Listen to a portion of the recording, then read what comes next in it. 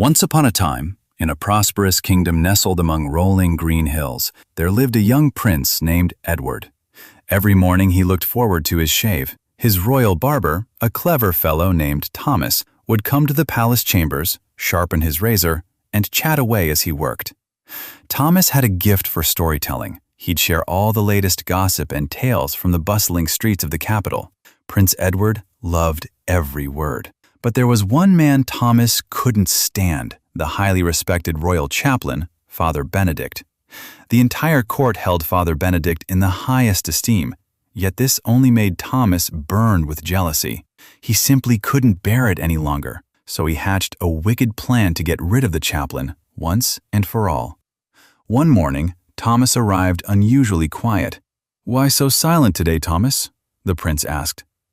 After a long pause, the barber and said, "Your Highness, last night I had a most vivid dream.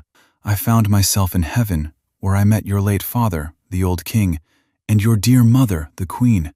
Both of them looked deeply troubled." "What's wrong? What troubles them?" Prince Edward asked, worried.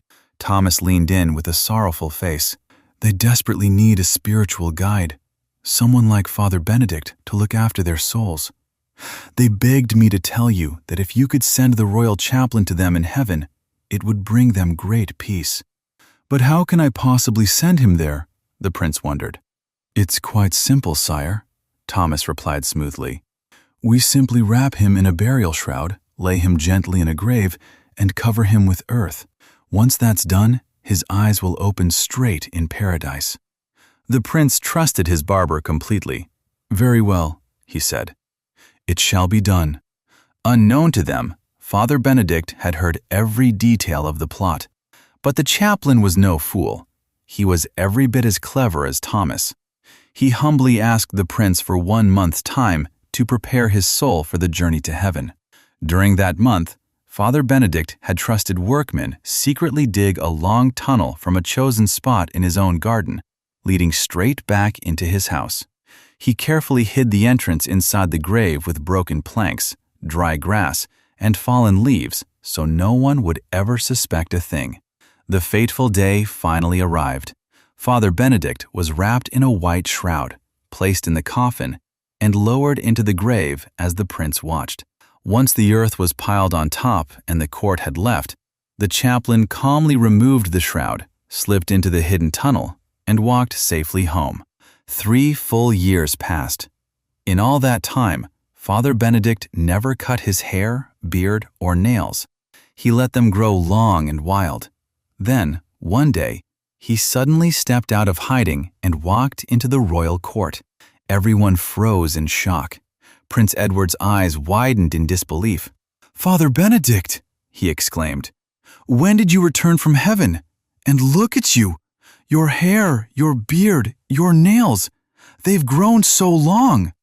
"That's exactly why I'm here, Your Highness," the chaplain replied calmly.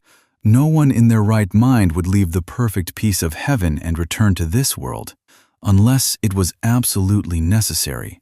Almost a year ago, the barber who was serving your father in heaven was sent away on an important mission. No replacement has arrived since. Your father has asked me to come to you at once and request that you send a skilled barber to tend to him without delay." Prince Edward didn't hesitate. He turned to Thomas and commanded, "Barber Thomas, you will go to heaven immediately to serve my father the king." Thomas turned ghostly pale. His own clever scheme had completely backfired. He stood there speechless, unable to refuse the prince's royal order. The guards began digging a fresh grave right away. The poor barber was wrapped in a shroud, placed in the coffin, and buried alive. Exactly the fate he had once planned for Father Benedict. And so the old saying proved true once again: you reap what you sow.